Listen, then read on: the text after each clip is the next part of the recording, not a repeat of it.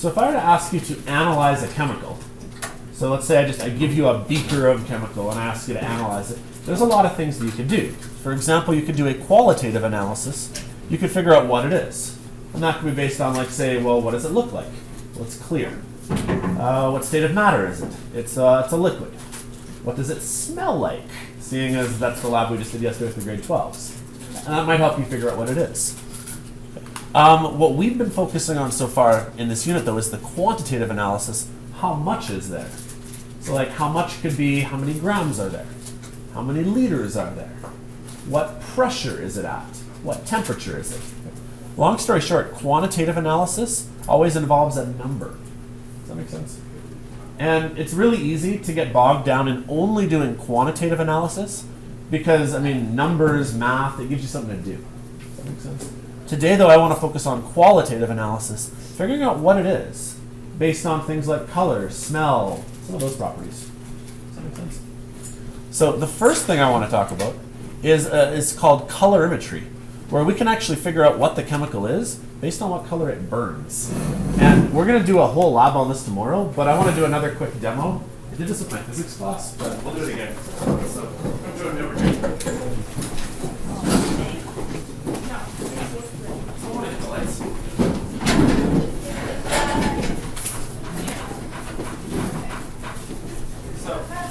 In this beaker, or this little bottle right here, this is copper 2 chloride. And we can sometimes identify a chemical based on color. First of all, the color that it actually just is in general. So what color is this? Blue. Yeah, like a bluey green. Yeah. Turquoise. That's not a color. Okay. What I've already done is I put some of this chemical onto the dish right there, so I don't need to add any more. And I'm going to add a little bit of methanol. And the only reason I want to add the methanol is just to make it a little bit easier. Methanol burns blue, so ignore the blue color. Whoa! Now look at the other color that it makes, which is a nice green. Green works a lot better this time. Yeah, it depends on how well those electrons get excited into upper orbits. Anyways, does anybody have a periodic table data booklet nearby? Brad's got one nearby. Nice. Yours. Thanks. Okay, so what I want to talk about today is a new table on our data booklet that we need to use. It is on this page right here, the one where we normally have like solubility to figure out whether it's solid or aqueous. There's a chart below it that we want to focus on today. And it says flame color of elements. So basically, if you knew what color it burned, you could figure out maybe what it was. This is burning green. So I'd go down here and green is, there we go, blue to green is copper, which is what this actually was. This is copper. It's actually copper chloride. That makes sense. Tomorrow we're going to do a big lab where I'm not going to just use one compound. I'm going to use like 6 or 7 or 8. We're going to burn them and see what colors they turn. And hopefully they turn the same colors as this chart right now. We'll leave that till tomorrow. We'll do way more of this tomorrow. It's almost always one of the fun labs that kids love just, I don't know, burning stuff, yeah. At first I didn't really know what these were. At first I didn't really know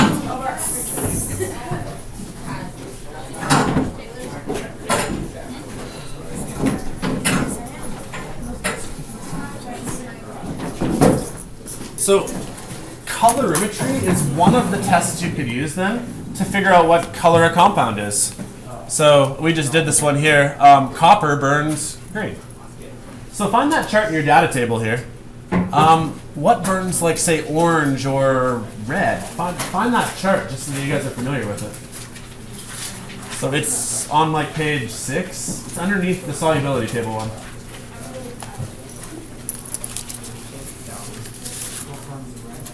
So like what could burn, say, red?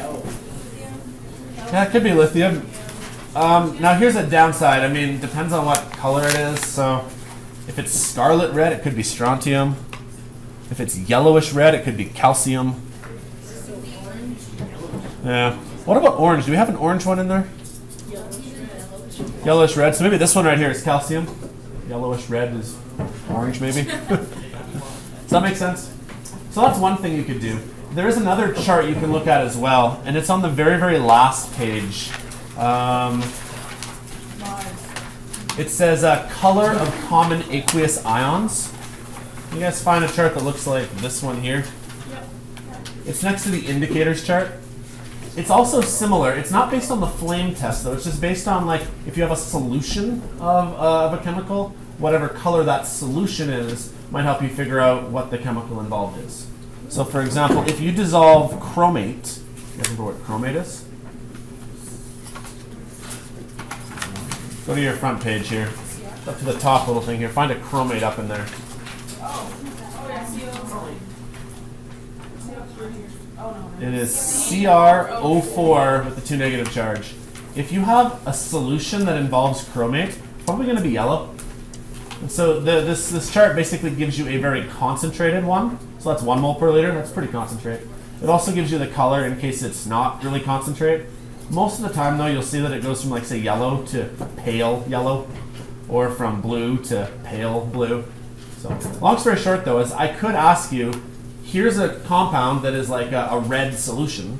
What could a red solution be? And you might say, it could be cobalt, because cobalt is red.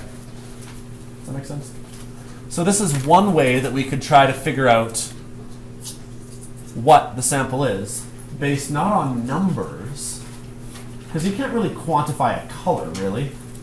Actually, technically you can if you're in my physics class. We're talking about wavelength, but let's not go there. For the most part, though, if we want to figure out what something is, we're not talking about like the measurements, like the grams, the liters, and stuff like that. So, basically today I want to talk about a whole bunch of different experiments that we can do over the course of the next unit, this unit here. So another thing you could do is you could crystallize a solvent, vaporize it, leaving the solute behind. We've actually done something like this. Well, I've done something like this. Let me show you.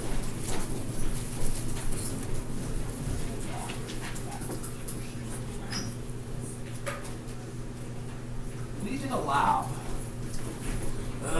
way at the beginning of the year where you guys had to take potassium nitrate. You had to dissolve it in test tubes, stir it all up, and see when it starts to recrystallize. Now, if you guys remember, I didn't have you pour stuff down the sink because all of that potassium nitrate was still available to be used, right?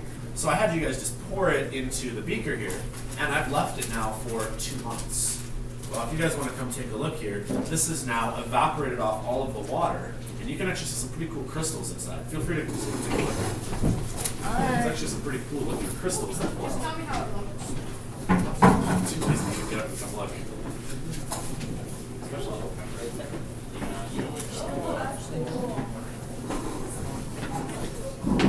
You're like, never mind. It's like, I didn't know they were not that big. Yeah.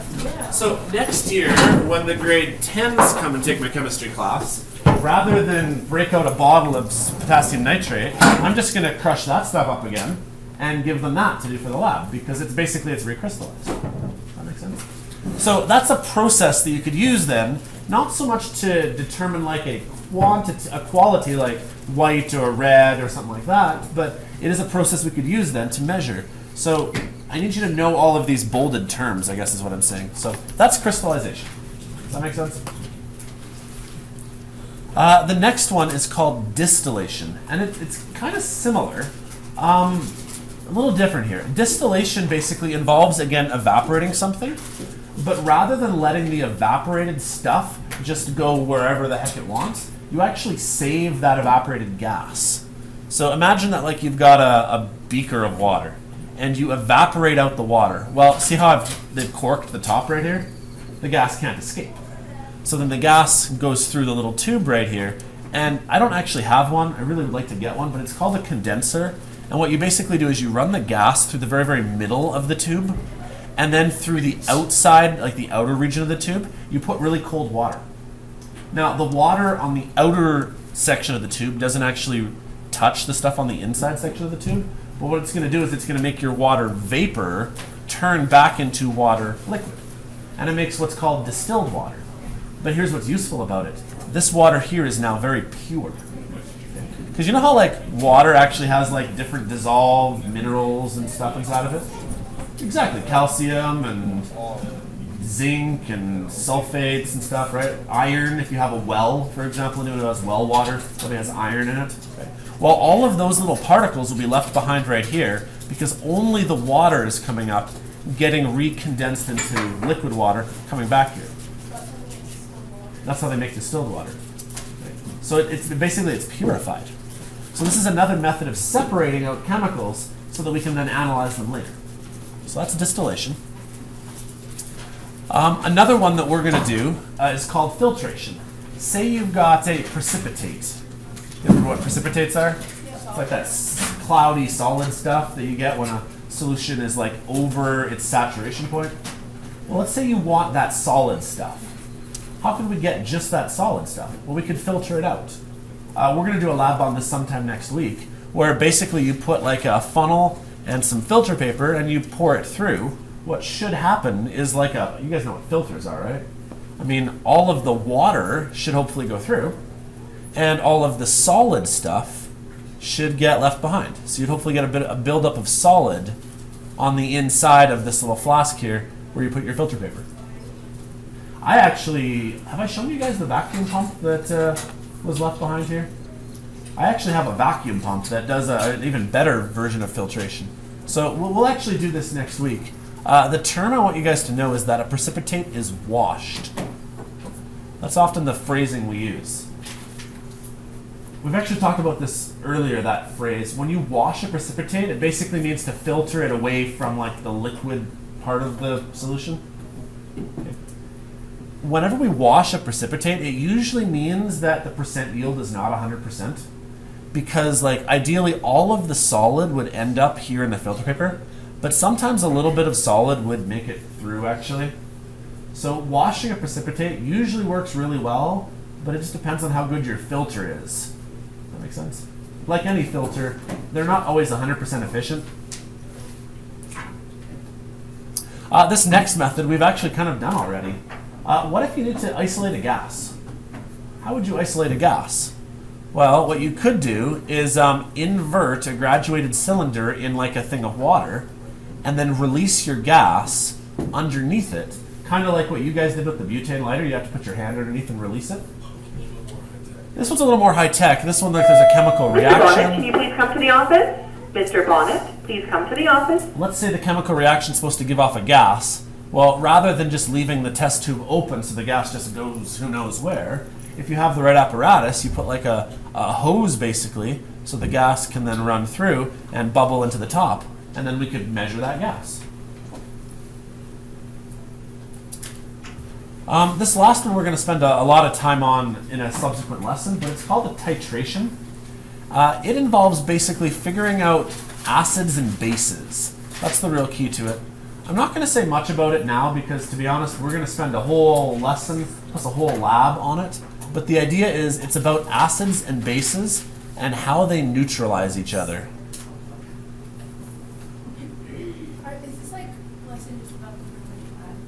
Well, that's kind of my goal. I want to actually re-go back through all of these things now and basically talk about like what they're useful for. What is colorimetry useful for? Figuring out what chemical it could be. Like that's what this sort of experiment would do, is this would hopefully help you find out what chemical is based on color. That's what it's useful for. What's crystallization useful for? Sure, what'd you say? Okay, that was what we used it for. Maybe here's a better way of doing it. This is a good way of separating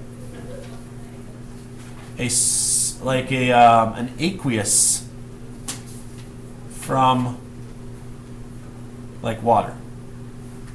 Because we had like dissolved sodium nitrate, right? And I wanted to re-get it back into solid. Well, we could separate the aqueous thing from liquid water by turning it into, turning into like a solid. make sense? That's what this is useful for. If you have something dissolved and you want to get only that dissolved stuff, evaporate out all the water. Eventually it'll turn back into a solid. Does that make sense? What's this useful for? So use the terminology I had last time. This one would be good for separating a liquid water from, like an aqueous or a solid. If there's anything in the water right here, these aqueous or solid things will be left behind. And over here, you'll get your pure liquid. And then you can measure them individually.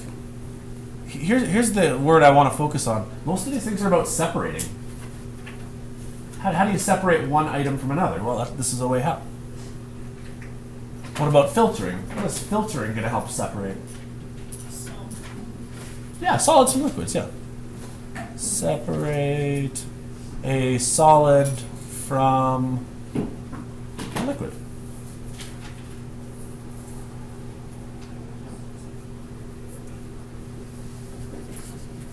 What about this one? What are we trying to separate here? Gases. Yeah, we're trying to separate a gas from... Yeah, I mean, maybe it doesn't really matter what we're separating it from, but we're definitely trying to separate out. Separate a gas from... I don't actually think it matters where it's coming from, does it? But we're trying to isolate. Maybe there's another word. We're trying to isolate so that these bubbles right here are just pure gas. That way we can analyze it, figure out some properties of it. This last one here doesn't really fit the same things. This one is all about acids and bases. And I really don't want to get into titrations too much because, like I said, we're going to spend a whole lesson on titrations. All of these are like things we can do in a lab. And so tomorrow we're going to do a flame test. We're also going to do another gas collection, another filtration, and we're also going to do a titration. All of these are just processes you can use to try to, if I go back to the very beginning here, try to figure out either what the sample is or how much of the sample there is. So the first one right here, this is good for finding out what the chemical is, and the rest of these ones are good for trying to find out how much of it there is by separating them from each other. Does that make sense? Yeah. Okay. That's all I got. It's not really a lot. For the most part, you guys can read it yourselves. No. But please know all of these bolded terms. Like, know all of these words, know kind of the basics of what they are, and we're going to do a lab on pretty much each one of these slowly over the course of the next few weeks. The only one we're not going to do is crystallization, but I guess you guys just saw an example of it. So if I wanted to, I could now take all of that stuff there, and I could weigh it, and I could find 8 grams of it. Does that make sense? To be honest, it probably would have been smarter if I wanted to find the weight of all of that, though, to weigh the beaker first, and now weigh it now that it's done. Because trying to chip out all of that solid stuff, I'm probably going to lose some. And if I lose a little bit, that's why I have a percent difference, like a percent yield error chunk. I was thinking find the exact same beaker, weigh it for that. But is it the exact same though? It would be a good idea to be close, wouldn't it? But I mean, it could be slightly different. Okay, we basically have an hour left. I want to give you guys a lot of time today to work on one of 2 things. The first one is your lab. We did our lab last week, Tuesday, correct? So it's been a week. I'll take them tomorrow, though, okay? For the most part, you guys did way better last unit at handing things in on time. So please try to keep with that. So take the hour, finish this lab off. If you have finished off the lab, work on your assignment. Print that off, start working on that. Does that work?